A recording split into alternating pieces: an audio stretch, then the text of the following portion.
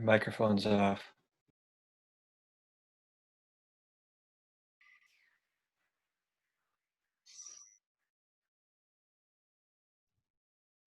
I think it's better that way.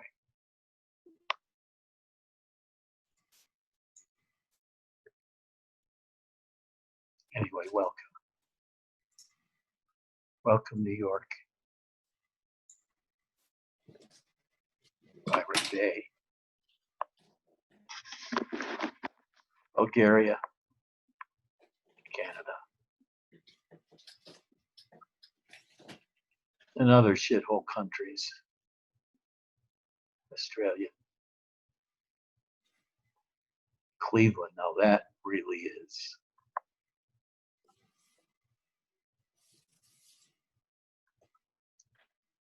I had a hard time sleeping last night. My CPAP mask was leaking like crazy, and when it does, it's hard to sleep. And after I woke this morning, it was hard for me to settle down. So I only have a few words this morning if I can remember what they were. Yeah.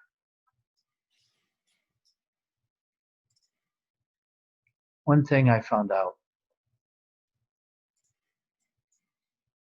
while agreeing with Robert,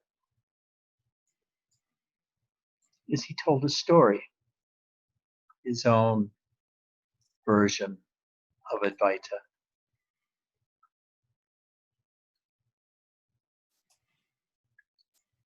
And I guess I learned over time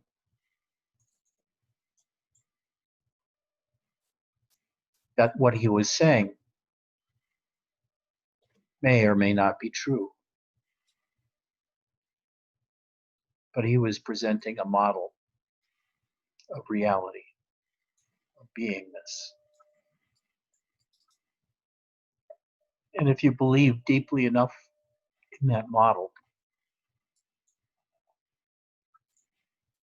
you'll find a great deal of peace, relaxation, and rest. Because he talks about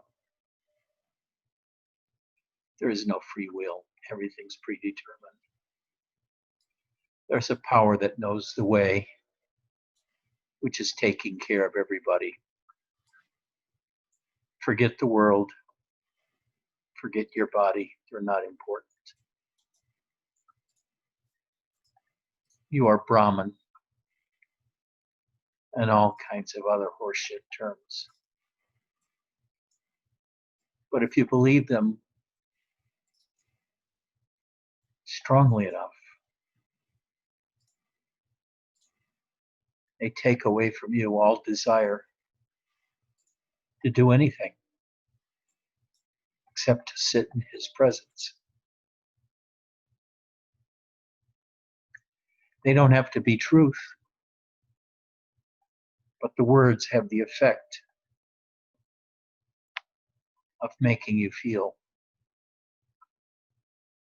more and more comfortable, more and more relaxed, more giving up of being the leader in your own life, and instead stepping into the background and watch life happen. Nisargadatta was even more clear that becoming enlightened from his point of view was purely a matter of conviction by the student of the truth of Maharaj's words. And what did Maharaj say? The first truth is you are not your body. The second truth is you are not consciousness. What you are cannot be explained or known because there's no words in consciousness to explain what is not in consciousness. And you're that.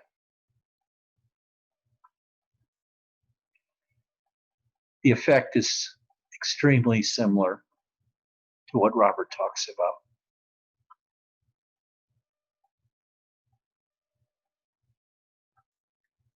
However, I never liked Robert's words. I never liked Muktananda's words. I never liked hearing him say,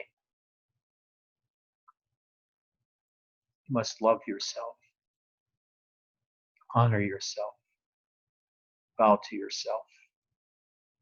Because I came out of Zen, I had no idea what a self was. Words didn't mean anything to me.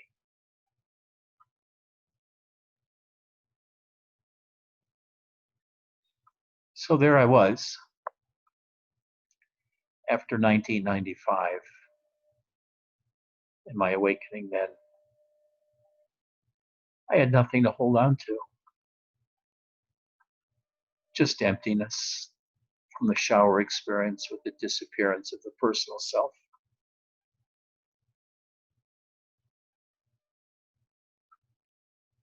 And words which meant nothing to me anymore because I saw that all words were just concepts and very changeable. And they probably didn't fit reality at all anyway, whether it's the reality of mundane world or the reality of spiritual worlds. So I just sat in my chair, looking into emptiness, listening to television to provide some entertainment, but not really paying any attention to it. And I died. I died. There was nothing of value in my life.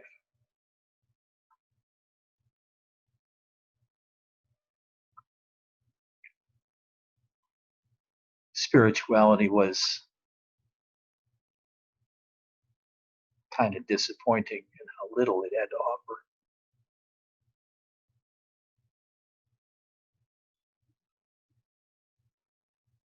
But then the great change came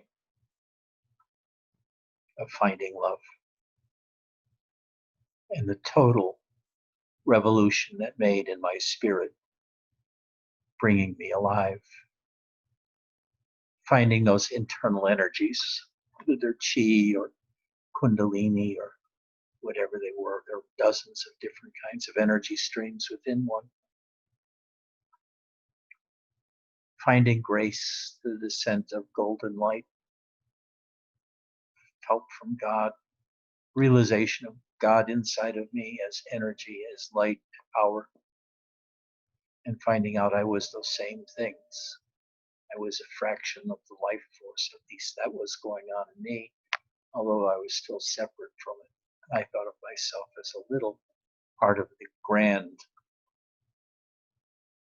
universal life force, etc. But that experience did make me realize, in retrospect, after a while, that I certainly was not my body-mind. My experience of being one with love, and whoever I was a matter of identification. And I no longer identified with my body. I identified with my emotional body, with love and the energies, the energetic body. Some call this one sense of presence.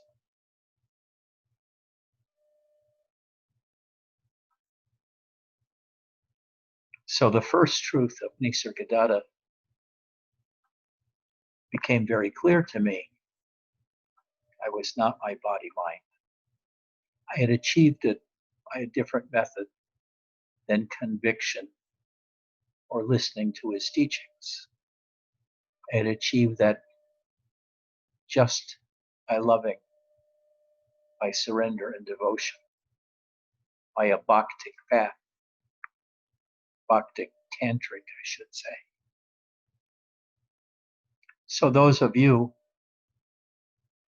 who are now feeling the ecstasy inside, the energies inside, the light inside, the devotion inside, surrender inside, just stay there. It'll show you everything you need to know.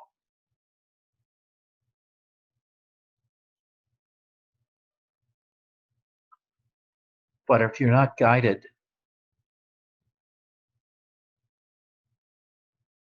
by God in that way,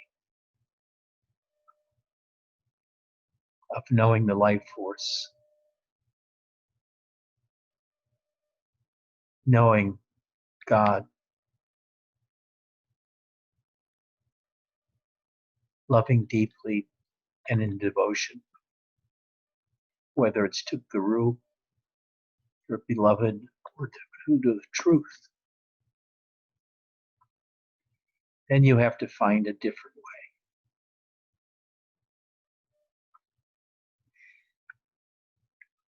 way. And I suggest the way of Nisargadatta,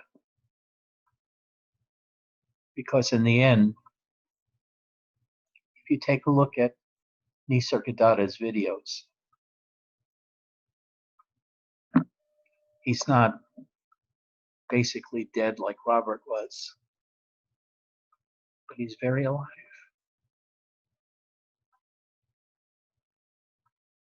So much so that he would cause a lot of pain to a lot of people. It was very rude, what Robert said.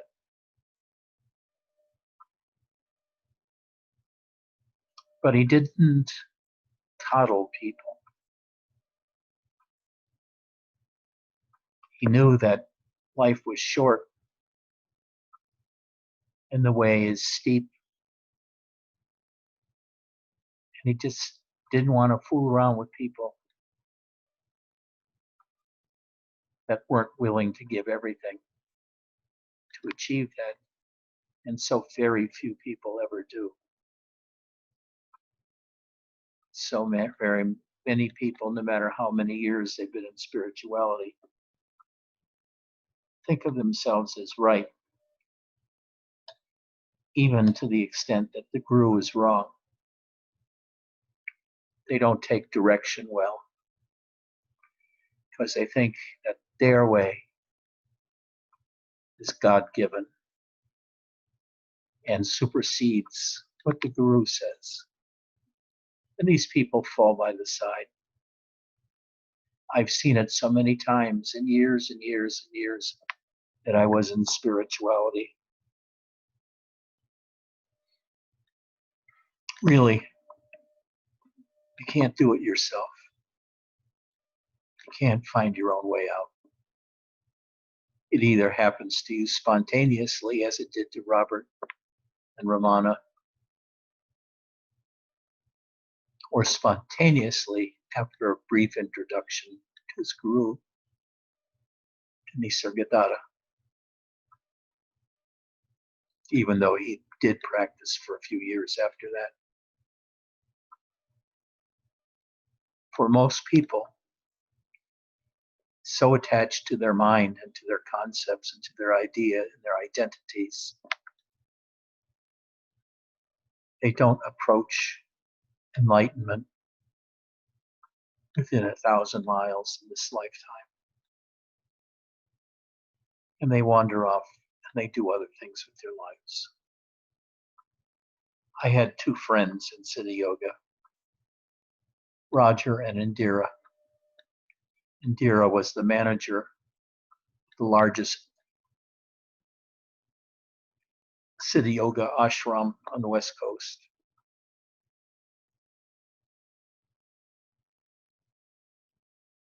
She became a friend of mine, along with her husband, Roger, who more or less took care of the mechanics and electricity. He was an electrician at the ashram. And I visited them in Arizona after they moved to Arizona. And they had changed.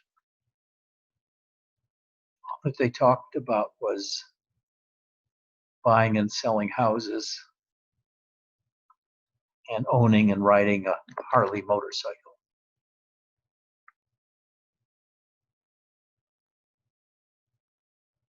They still are living here now, a few miles away, but I haven't talked to them in 15 years. They lost everything. They still have a puja. They still have a, what do they call it, an altar. A whole room, they have an altar in it. It's a worship room. And I guess they do use it every morning. But they have no spirituality anymore. They've become totally mundane. It's so easy to do that. I've seen so many people fall away from spiritual practice, go back into the mundane, because the pull of the mundane is very powerful, as Veselina knows. Convention pulls us back into the world we hate so much, but we have to do it to make a good living, or because we don't know what to do. I remember when I was 18, I wanted to become, what do they call those, mercenary. I wanted to go to the Congo and fight with Lumumba. But I didn't know how. And I guess the motivation was not that deep because I didn't find out how to do it. So instead, I stayed in college another 7 years because I didn't know what to do with my life.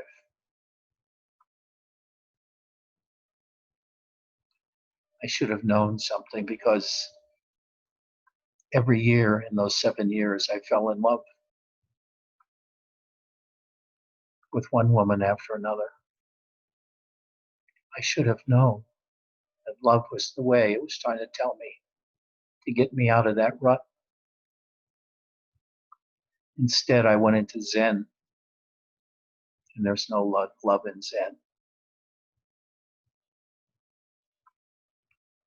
Zen, for all intents and purposes, is boring shit.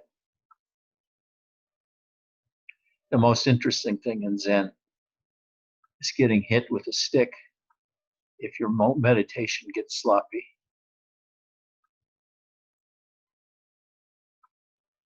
There's not a lot of peace in Zen either.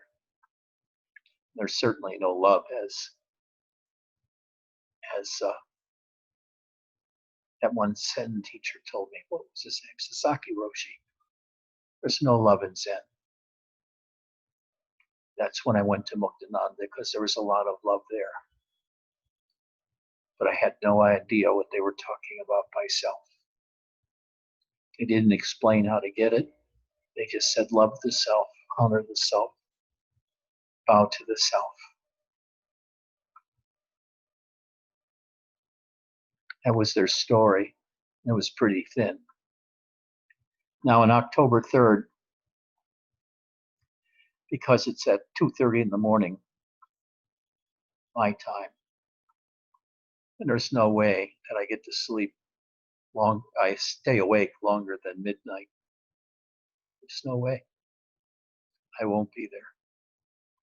And anybody in the United States shouldn't bother, because they can see it the next day with a link. But you'll see what I saw in Siddha Yoga with Shankarananda, and the beauty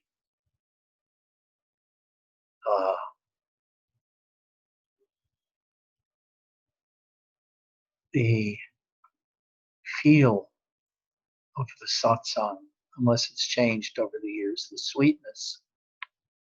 It's so inviting just to stay there, listening to his chanting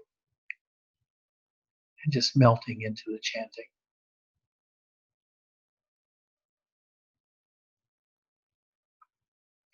You should have a taste of that. I want to give that to you, of what a live satsang is like, where you're included, you're participating in it. If you haven't seen a sweet live satsang before in your life. And Shankananda's satsangs were always so sweet. Muktananda told him that was his city, to throw sweet satsangs.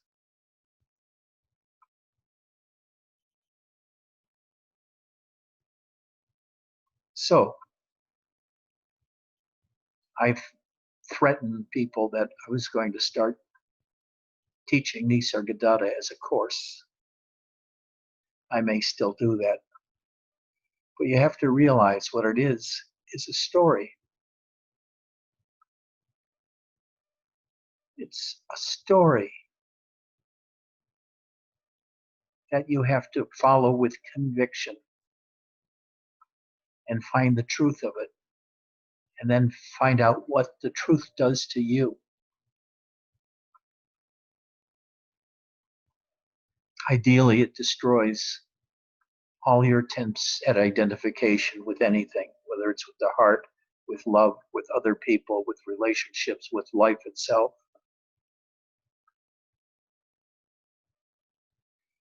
And it breaks apart knowingness into little elements, like the life force, consciousness, awareness,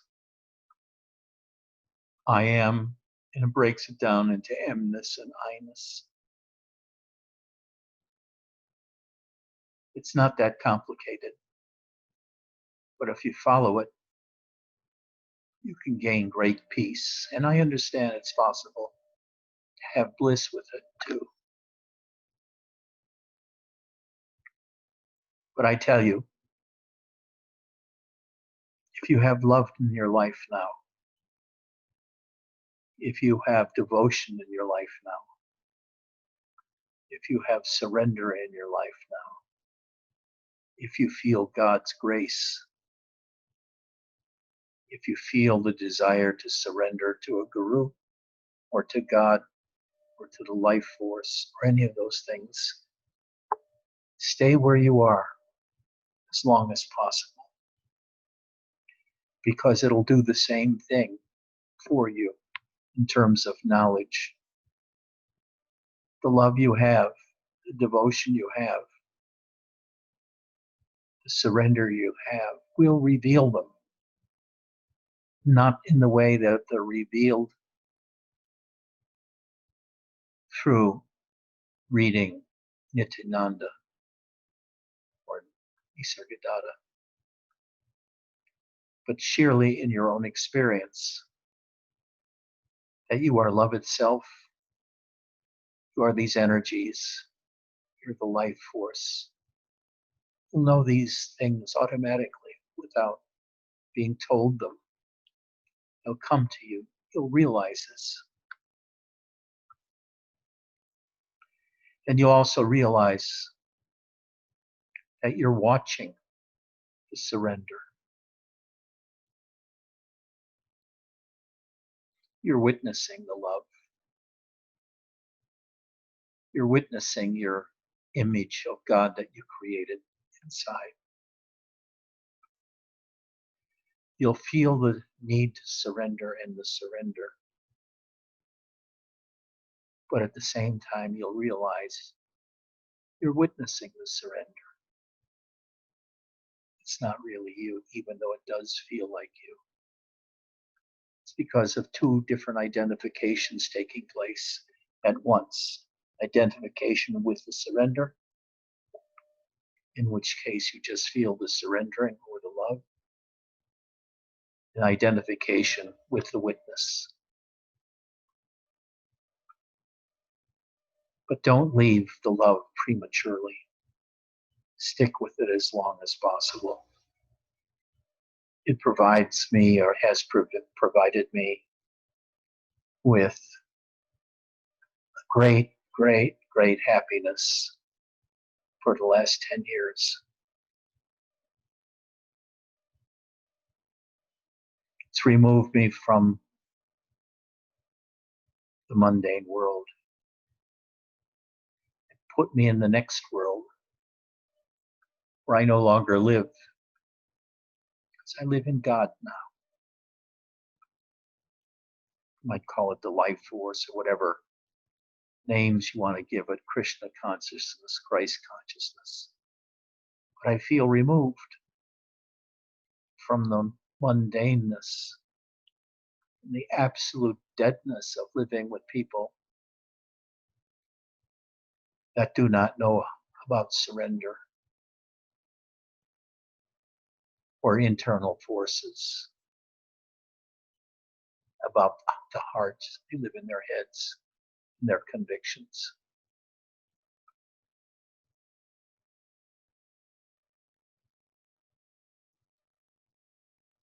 I love you all. I am so glad you came.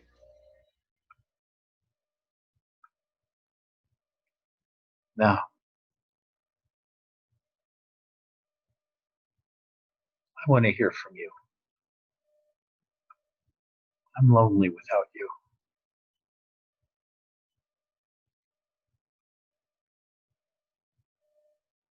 Just tell me what you feel, what you think, what questions you have.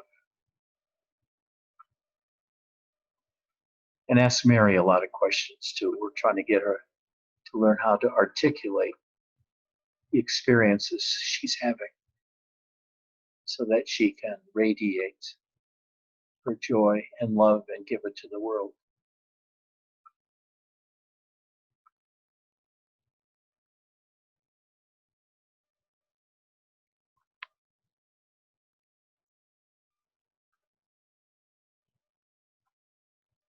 Mark doesn't even look ready to say anything today. I'm not, but if with your permission, Ed, I will shield those that are reluctant to come first. You can partially shield them, because as soon as you leave, I'll ask them. Right, but at least it gives them a few minutes of my speech to think of what to say. I have thought that previously you have given your teachings with the unbelievable clarity. I think you've surpassed, or like today, I think what you give me was, for me, a complete teaching. You highlighted exactly when you were talking about being in your presence or the life force, it was illuminated. I know what you're talking about. I know exactly. Abide in that. It will give you everything you need. It clarifies a lot, Ed. It does. It's a subtle thing. This is subtle work. And it was clear and precise, and I know exactly what I need to do. So thank you. It was great. You were right on point. Well, what you have to do is, I'll tell you now, send me many thousands of dollars, move close by, and start a satsang here, an ashram. We'll invite Michael, who will be the ashram commandant, and Vasilina, who will sing for us. Mary will come, bring her husband and her children. They'll come reluctantly. Ian and, of course, Cassie will just, with all delight, rush here to be here. Within 15 minutes, they'll give up everything and just jump on a plane to be here, COVID or not. That's how it'll work.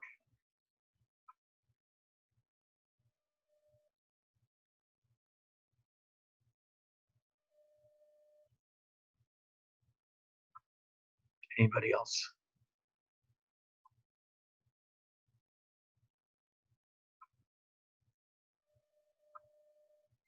Do I have to call on you? I see Ian stepping up to the plate. I'll speak because the silence is deafening. Oh, Ed, everything you say is for me perfect. I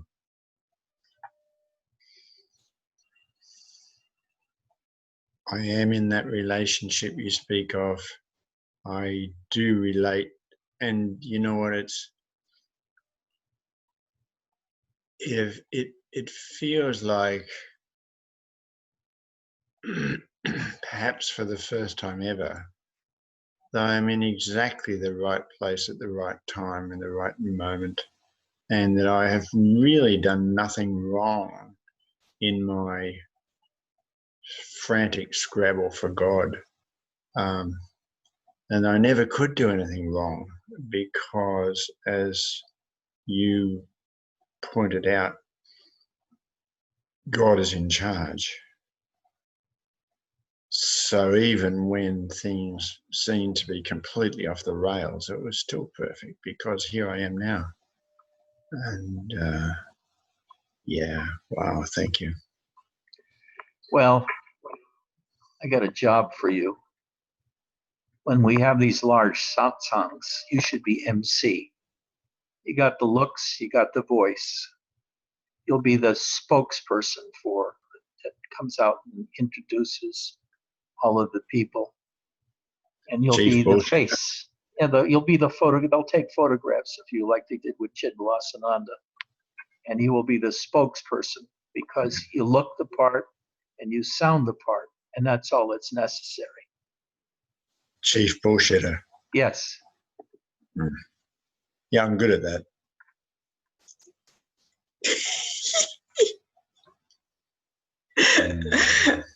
Ed, I've had a terrible headache this morning since I got up, but you just made me laugh. So that laugh that I had with the ashram, it just completely vanished. My headache just went. It was like, whoa, God, it's incredible. Wow. Well, you've heard Robert's story about the woman that telephoned him and said, Robert, please help. I haven't been able to shit in 4 days. And I have your picture in front of me when I sit on the toilet. And I keep beseeching you to help me. So she said she wanted help. And Robert said, I don't do that kind of thing. That's not my way. And so she was sort of upset, but she hung up. The next day, she called Robert again. Said, oh, thank you, Robert.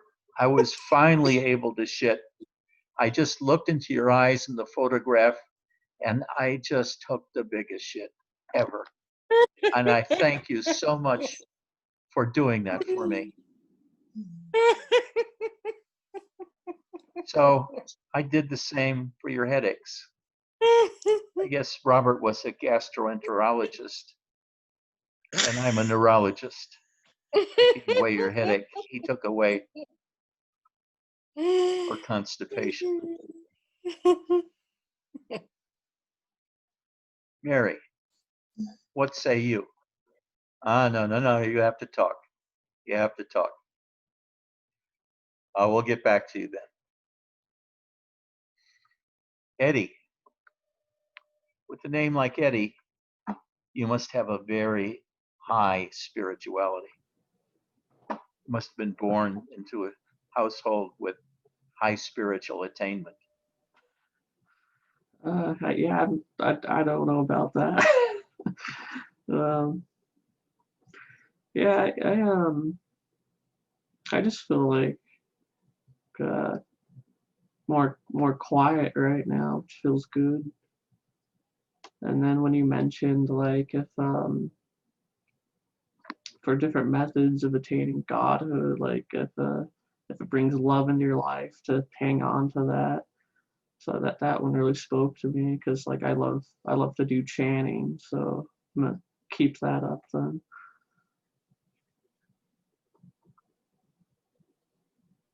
That's it? That's all you got? Pretty, yeah. That also reminds me of a story. When George, what was his name, his last name, was fighting Ali in Oh, George Manila. Foreman. In Manila. Oh. George Foreman. And it was, I think, the 7th round. And Foreman had been pounding the shit out of Ali for 7 rounds. And Ali was playing rope-a-dope with him. Just let him punch himself out. And in the 7th round, when they were against the ropes, Ali said to him, "George, is that all you got?" And as George told the story, he said, "Yep, that's about it. That's all I got." But he didn't tell Ali that. And he lost the fight in the next 2 rounds, as Ali no longer played with him. And he was pretty punched out and tired. They both were, as a matter of fact. But Ali outlasted him. I've got a new talent now. It's telling stories that are funny. Stevie, what say you?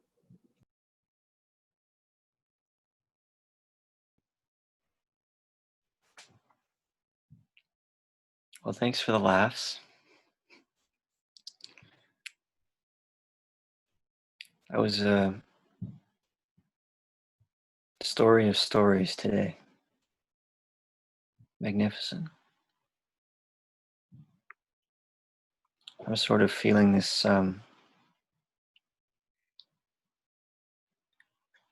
this power of everything coming inwards, sort of just aliveness everywhere coming inwards into my chest and just exploding in a cylinder. It's really beautiful.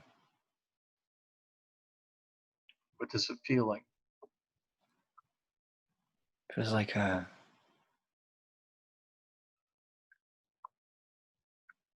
highway of an interdimensional highway of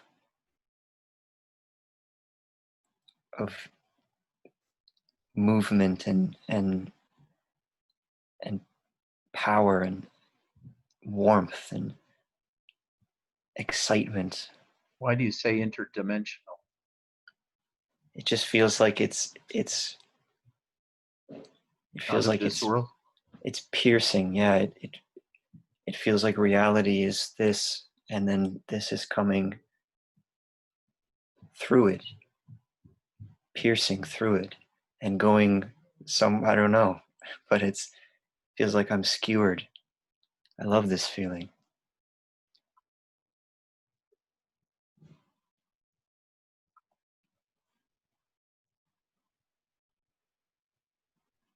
That's it?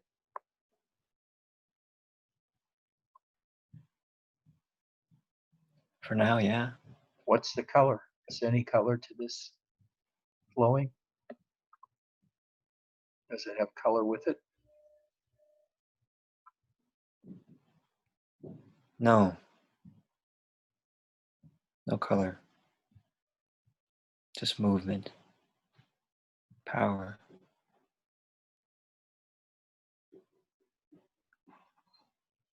Okay. Now, Mary.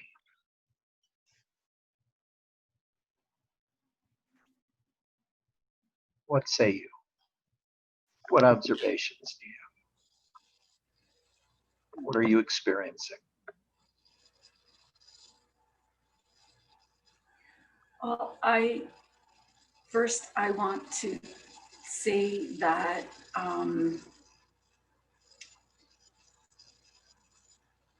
your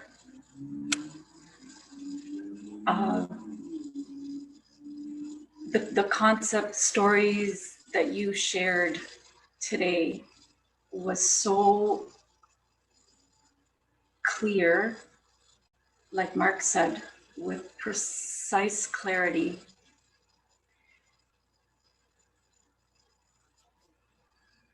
And it's like what you said, it's, for me, you are my teacher, my beloved teacher. And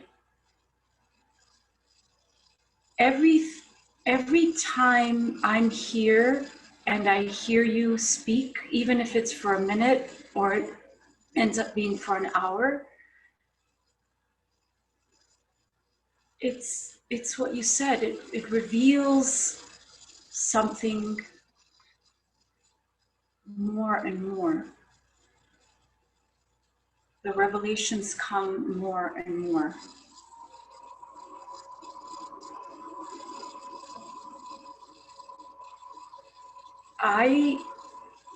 My daily life, I am in a constant, I dwell in that divine presence. And I don't want to leave it because I'm just in a state of, I feel empty and empty and empty, but at the same time, just full of life and full of joy and goodness.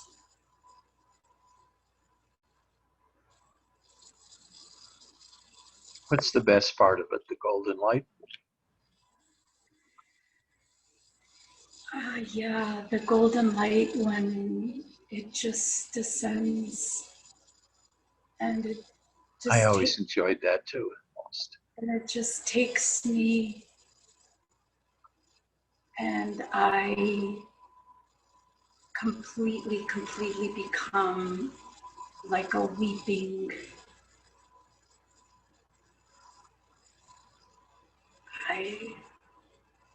I'm so humbled by it, I still can't bring myself to, but it's just pure Grace. grace. Yeah. And you feel emptied out And you feel emptied out of all the shit in your life. Yeah, I see things now, but I don't want to be. I don't want to be like taken by that and then get swept up by it.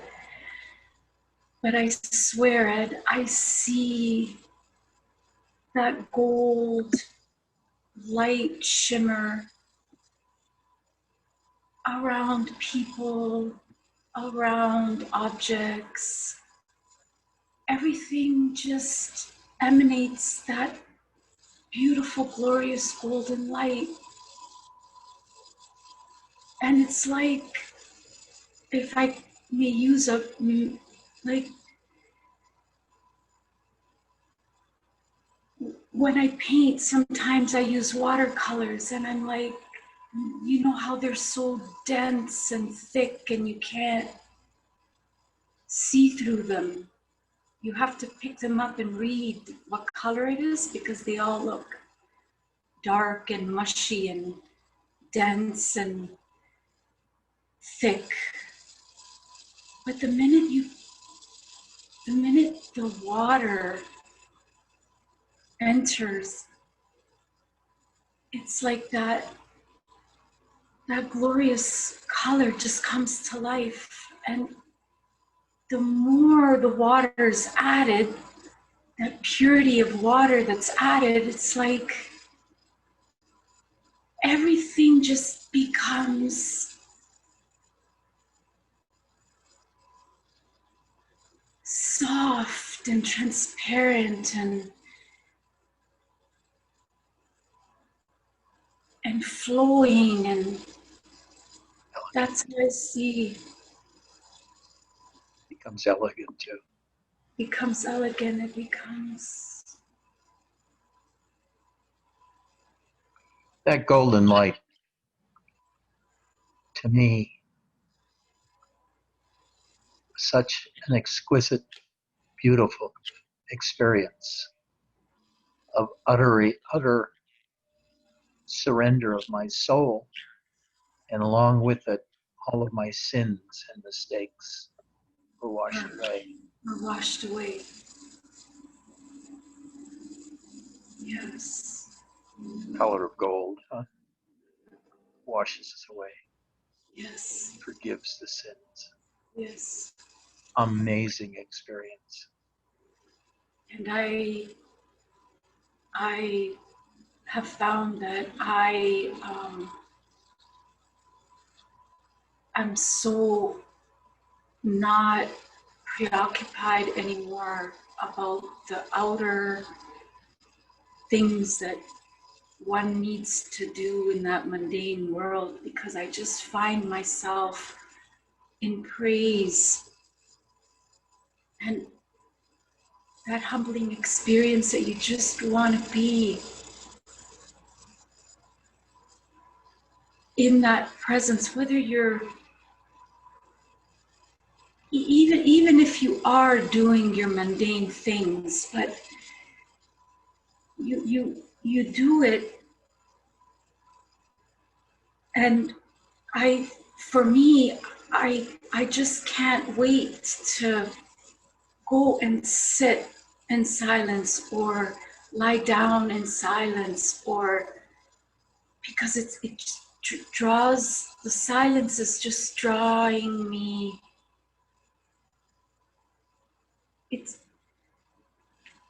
It's like a communion and a relationship. But then when you're there, or not even when you're there, even now, it's like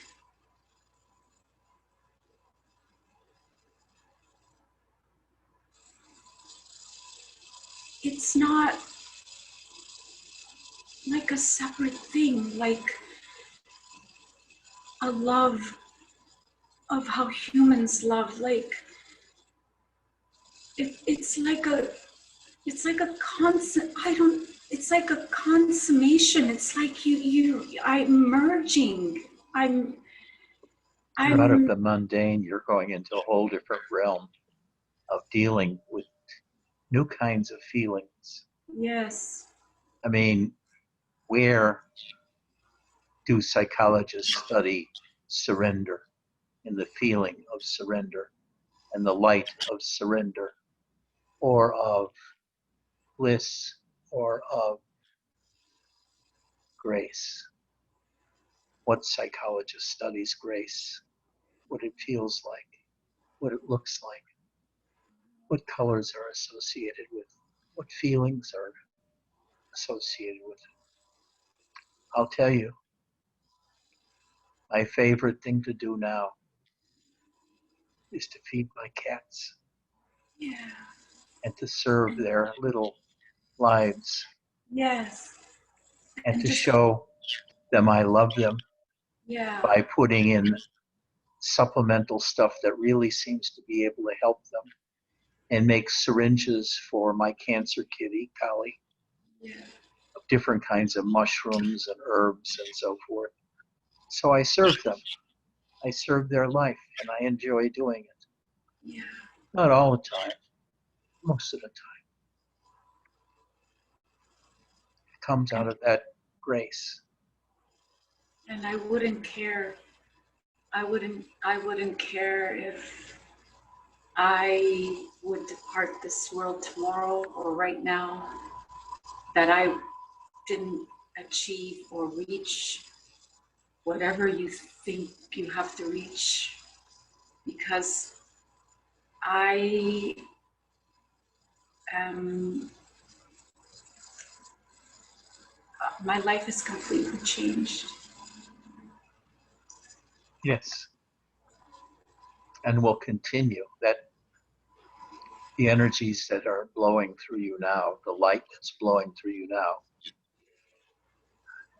commonly given the name the life force,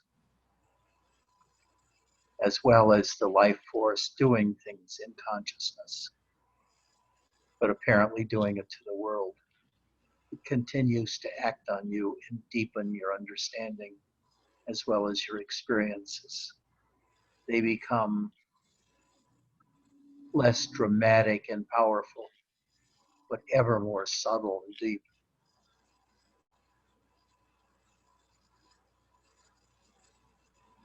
You have become gifted with the grace of God. Good work. Now you don't have to do anything. You just stay with where you are. But that's just it. That's it. I dropped that whole thing that you're doing anything, because you're not doing anything. And everything is just done. You stepped out of the mundane. In the mundane, there's causality. Where you are now, there's just divinity. There's just divinity, that's all I see. One day I want to explain the energies and how I feel them, but now I don't want to take up anybody else's. Thank you, Rick. You've become good for nothing. Hurrah, hurrah. I want to ask Mary a question. So Mary, do people around you notice any changes in you?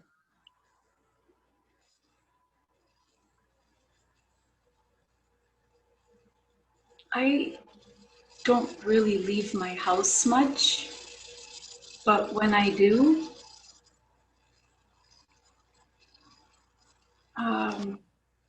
I cannot walk by anybody anymore. I completely make eye contact with everybody, and my face is just beaming a joy and smile, and I acknowledge whoever comes in my presence. I acknowledge everybody, and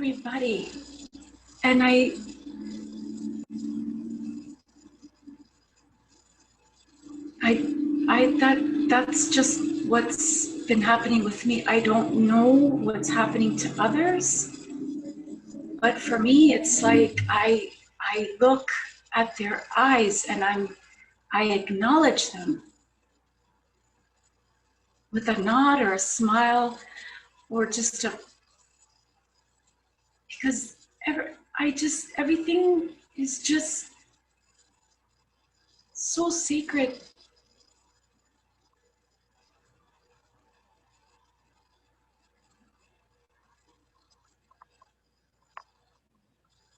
Sukai, Yes. it's never about the other person. It's always about you. It doesn't matter how other people respond to her. It's about what you feel, what your responses are. You have to make that change to being just curious about yourself, not curious about others. Why did I do this? Who am I? What am I experiencing now? Do I really see the world as separate from me, or is it the same? All these kinds of things. Be attentive to yourself. BJ, Are you gonna say something smart ass with the joke? I don't know, but came late, didn't know what you said, didn't hear, but looks like you said some stories, I believe. I missed them all. As usual, like past probably 1 or 2 weeks, I was not feeling that deep peace that I used to feel that makes me, that's everything is like, I don't have to worry about anything. Right? Today, I again felt it, that deep, I felt like, oh, wow, now I came back, you know. That was, I don't know what changed, but, you know, there was tremendous, that power that made me like go quiet. It was me. I know. Just send money. You know, I love to do that. But that is feeling is so good. Thank you so much. Love you, Ed, and love you all. I love you too. Okay, now you're allowed to tell some dumb joke. I don't know. You Okay, regarding that golden color light, it looks like there's a healing energy too, and also represented as Divine Mother, and also the gold by itself. In India, women or everyone wears like 22 karat gold. They wear it nowadays. It became fashion to wear, but otherwise, the behind the scenes, it is the one that always pure. It doesn't get contaminated with different energies, I believe. So it's a kind of very productive in a sense. The bad energies don't really influence that metal. Just want to add that. Thank you. bring the mundane world in, bring the scientific world in, bring the historical world in. Her gold experience of the grace of God was really 22 karat gold.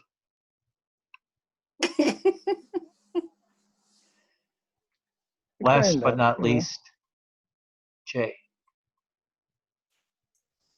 Oh, I was feeling spiritually impacted, but now I feel completely unblocked. I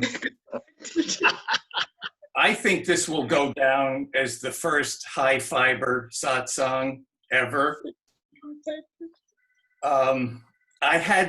I've been rehearsing that for 20 minutes. I figured I'd screw it up, being very high self-monitoring, but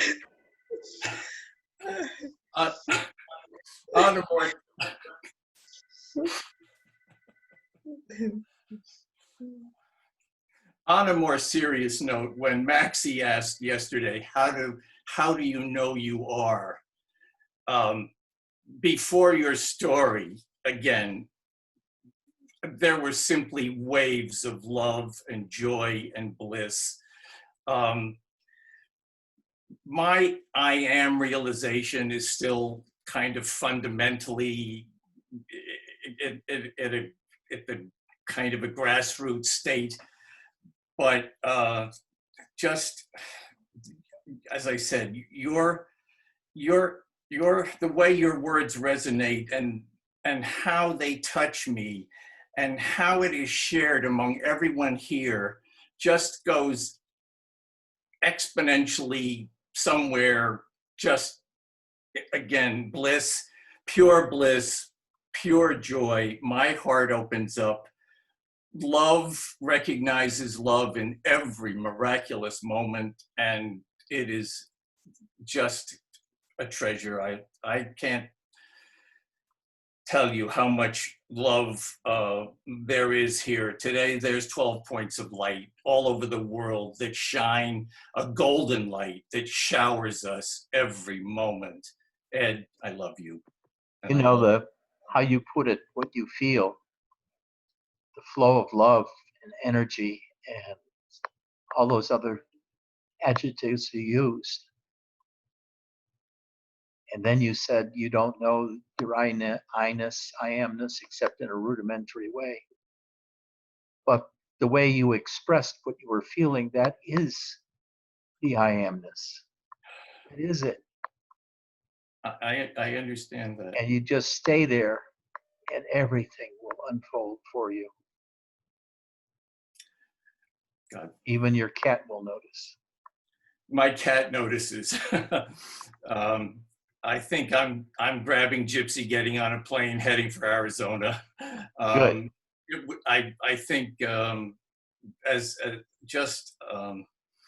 are so many destinations in the world still, so many chapters, so many rooms of the 100-room mansion, which, as I know now, that I own and I am. So I just wander from room to room, and I love every moment that and the bliss that comes from everyone here.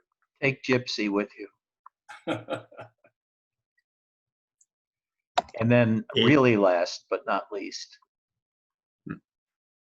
Vesselina and Michael. Selena, wake up. How was school today? What did you do in school today?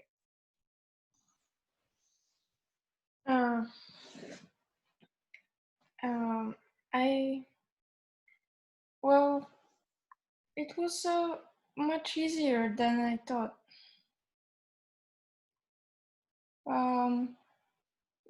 Maybe because it's like the beginning of the year, the school year, or maybe because the classes and the lectures are not that bad.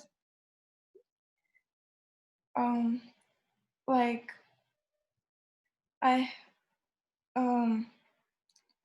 most of the time we wait for somebody to come pick us up and tell us what to do and where to go, or sit in a coffee place and stuff like that. So it's not that hard to do it. I have another story. When I was in graduate school, I had a philosophy teacher named Kim. And Kim was basically a logician. I have no idea why I took the course. But Kim was the most boring, slow-talking, monotonous teacher I ever had in my whole life. And I remember I'd do everything to stay awake. Sometimes I would rest with my finger up my nose so I wouldn't fall asleep and go forward. Sometimes I'd be on my chair, and I was in the last row next to the wall, and lean backwards and just play with that edge of falling over or being balanced. And when I was doing that, I would think, and we were on the basement floor, but the window came down from the top of the room to the bottom, and the bottom of the room was equal to about 3 feet deep, and the sidewalk was up above that. So we were in a basement room, and it had these Venetian blinds on it. And I would picture myself throwing myself through those Venetian blinds, through the glass, and falling to the ground dead, sliced up. That's what I did in school. That's why I love school so much, because the bullshit was so thick, the concepts, the words, with no life. I thought I would kill myself by being slashed to death by the Venetian blinds in the glass.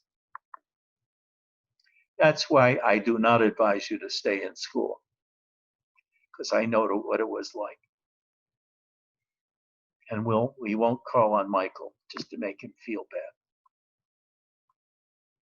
You feel left out. Oh, poor Michael's left out.